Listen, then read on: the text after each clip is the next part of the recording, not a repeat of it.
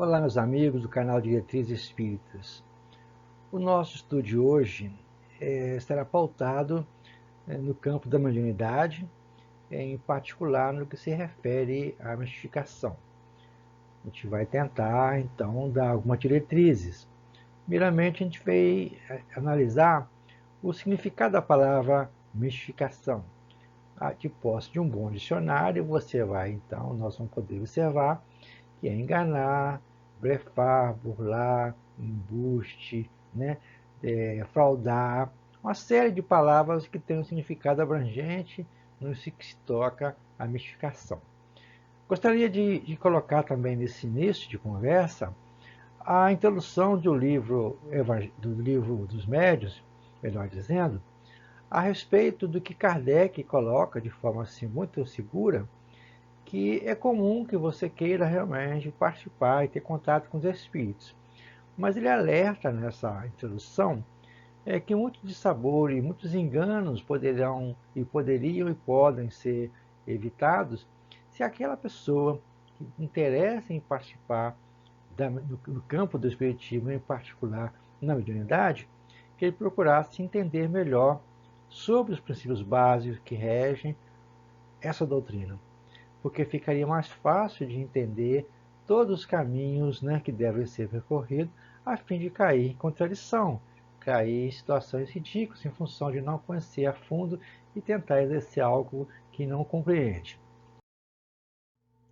Ele então, Allan Kardec, deixa para nós diversas instruções. A gente elencou aqui três na condição de alertas, onde ele coloca que não se deve esquecer que há entre os espíritos, como há entre os homens, falsos sábios, semi-sábios, orgulhosos, presunçosos e sistemáticos.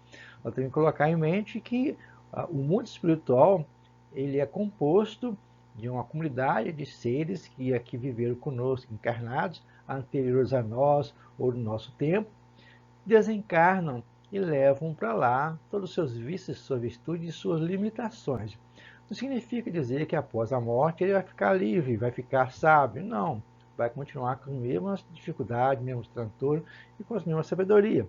Então tem que analisar realmente se é real tudo que vier dos espíritos. E ele afirma no livro dos Médiuns, no 303, que se enganar já é desagradável, pior ainda é ser mistificado. E ele fala então que é um dos inconvenientes que mais facilmente podemos preservar, desde que a gente consiga seguir as orientações dadas por ele no livro dos Médiuns e outros autores. Em particular, a gente vai citar aqui no finalzinho algumas regras do professor Herculano Pires. Então ele afirma o seguinte: não aceitamos com a mesma confiança o ensino de todos os homens, e em sua doutrina não preferimos aquela cujo autor nos parece mais crescido, mais capaz, mais vicioso, menos exposto às paixões. Então tem que analisar por esse ângulo. É necessário agir da mesma forma com o mundo dos espíritos. Ou seja, se aqui não temos cautela com os espíritos encarnados, com os desencarnados ainda deverá ter essa cautela maior ainda. Então, a gente verifica que no nosso meio espírita temos que criar os meios de compreender esse assunto e os meios de ajudar as pessoas.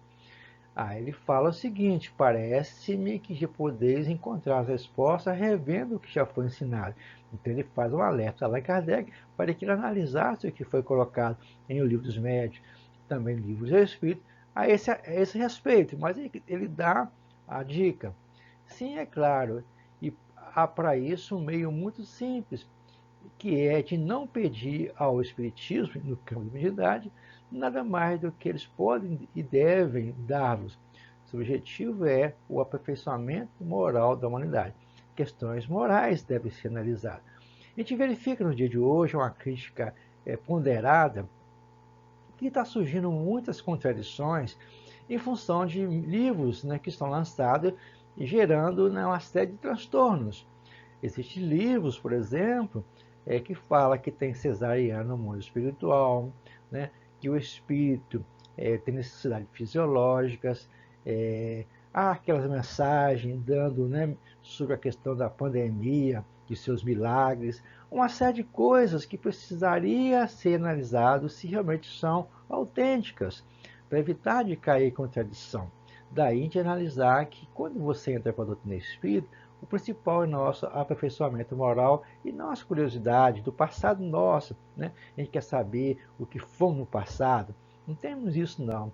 Desde que não vos afastei disso, desse objetivo, jamais será mistificado, certo? Então, a pessoa, para poder participar do espiritismo, tem que ter essa análise.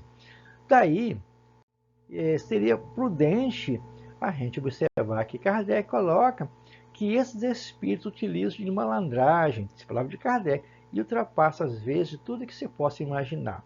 A gente está no século XXI, só colocar a questão aqui, no século XXI, e tem pessoas que vivem arraigadas ao século XIII, XIV, quando se discutia se a Terra era plana, e por aí afora, contra a ciência, contra a medicina, e lançam uma série de teorias que é acompanhada por muita gente. A gente verifica que essa influenciação é muito maior do que nós imaginamos.